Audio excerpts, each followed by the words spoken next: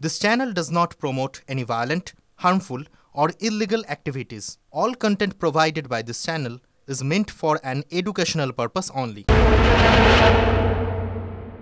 এদিকে এখন উৎসব শুরু হয়ে গেছে, তার মধ্যেই আমরণ অনশনে জুনিয়র ডাক্তাররা। রাজ্য সরকারকে জুনিয়র ডাক্তারদের দেওয়া ডেডলাইন শেষ, দাবি না মানা পর্যন্ত অনশন, হুঁশিয়ারি ডাক্তারদের। প্রথম দফায় অনশনে 6 জন জুনিয়র ডাক্তার। স্বচ্ছতার স্বার্থে অনশন মঞ্চে সিসি ক্যামেরা, দাবি জুনিয়র ডাক্তারদের। Fair and bright night and day cream, ত্বক থাকবে ব্রাইট সারাদিন, পলিউশন ফ্রি, ঠিক যেন রাতের ফোঁটা সাদা ফুল। সারাদিন হ্যাপি ব্রাইট স্কিন। আর কি দাবি দেওয়া রয়েছে তাদের, কিভাবে এগিয়ে চলেছে তাদের এই আন্দোলন, কথা বলবো আমাদের প্রতিনিধি সৌভিক আমাদের সঙ্গে রয়েছেন সরাসরি। সৌভিক, অবস্থান মঞ্চের কি ছবি দেখছো আজকে?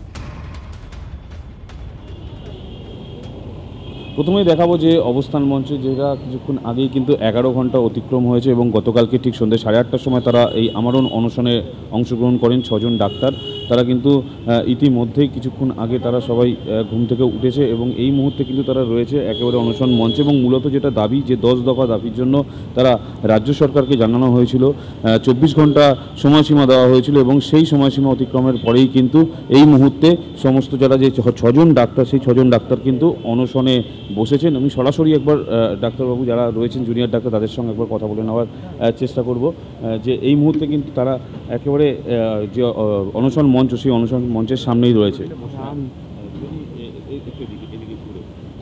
দাবি দেওয়া তো আপনাদের মানা হলো না, মানে 24 ঘন্টা একটা সময়সীমা আপনারা দিয়েছিলেন, তারপরে আমারও অনশন, কী মনে হচ্ছে সরকার কি দাবি মানবে? আমি বারবার কাল থেকেই বিভিন্ন প্রেসে বলেছি যে আমরা গণতন্ত্রে বিশ্বাস করি, আমরা ভরসা রাখি যে দাবি, মানে দাবিগুলো তো না মানার মতো কোনো দাবি না। কোনো সরকার, কোনো প্রশাসন, কোনো মানুষ এই দাবিগুলো 10 দফা দাবির একটা দাবিকেও আঙুল দিয়ে দেখিয়ে দিতে পারবেন না যে এই দাবিটা ভুল দাবি, অন্যায্য দাবি। কাজেই যে দাবি অন্যায্য নয়, যে দাবি বিচারের দাবি, যে দাবি ঠিক দাবি, সে দাবি না মানলে প্রশাসন নিজেদেরকেই ভুল প্রমাণিত করবে। কোনো প্রশাসন কি ভুল প্রমাণিত হতে চাইবে হঠাৎ করে? কেন? গণতান্ত্রিকভাবে নির্বাচিত একটি প্রশাসন, সে নিশ্চয়ই ভুল হতে পারে না। তাহলে ভুল যখন নয়, তাহলে তার দায় এই দাবিগুলোকে মানা এবং অভয়া যাতে আরেকটি না হয় সেই রাস্তায় হাঁটা, একটি শান্তিপূর্ণ, ভদ্র, সভ্য সমাজ তৈরি করা। এত কিছু পরেও তো বারবার পুলিশ নিষ্ক্রিয় দেখা যাচ্ছে। আমরা জয়নগরের ক্ষেত্রেও তাই দেখলাম যে পুলিশের ভূমিকা নিয়ে আপনারাও যেদিনকে মঞ্চ বাধ্যে এসেছিলেন, পুলিশ বাধা দিল আপনাদেরকে। তিলোত্তমার ক্ষেত্রে আমরা দেখেছিলাম যে প্রমাণ লোপাট, সেখানে পুলিশ সহযোগিতা করেনি। এই পুলিশের ভূমিকা নিয়ে কী বলবেন? দেখুন, পুলিশের বড় কর্তা একদম, মানে তৎকালীন সবচেয়ে বড় কর্তা কলকাতার নগরপাল, তাকে আমরা একটি শিরদাঁড়া দিয়ে এসেছিলাম। ঠিক আছে, শিরদাঁড়াটা এখনও বোধহয় রাখা আছে, তিনি বোধহয় বাড়িতে রাখেন, তো লালবাজারে, এখান থেকে বেশি দূরে না। আমার মনে হচ্ছে শিরদাঁড়াটা সবারই প্রয়োজন হয়ে পড়েছে এই মুহূর্তে, কারণ বায়ো টয়লেট ঢুকতে দিচ্ছে না, যেটি একটি অত্যন্ত এসেন্সিয়াল জিনিস।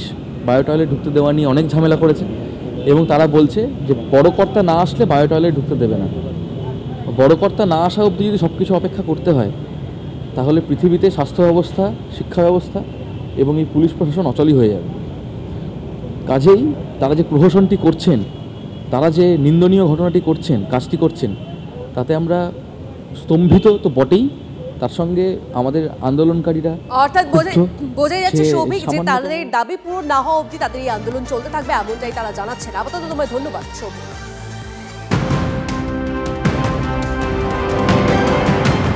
এই মুহূর্তে আরো একটা ব্রেকিং নিউজ দিয়ে আপনাদের। সরকারি পরিবহন কর্মীদের জন্য বিশেষ অনুদান রাজ্যের। পুজোয় এককালীন 6000 টাকা অনুদান ঘোষণা রাজ্যের। সোমবারের মধ্যে টাকা পাবেন পরিবহন দপ্তরের কর্মীরা। কুলতলিতে ছাত্রীকে ধর্ষণ করে ঘটনার প্রতিবাদে দক্ষিণ বারাসতে মোমবাতি মিছিল কলেজ পড়ুয়াদের। দক্ষিণ বারাসত রেল স্টেশন থেকে শুরু হয় মিছিল। মোমবাতি জ্বালিয়ে প্ল্যাকার্ড, পোস্টার নিয়ে প্রতিবাদ মিছিলে সামিল পড়ুয়ারা। চতুর্থ শ্রেণীর ছাত্রীকে ধর্ষণ করে খুনের ঘটনায় শনিবার উত্তপ্ত হয়ে ওঠে জয়নগর। মহিষমারি পুলিশ ক্যাম্পে ভাঙচুর চালিয়ে আগুন লাগিয়ে দেয় উত্তেজিত জনতা।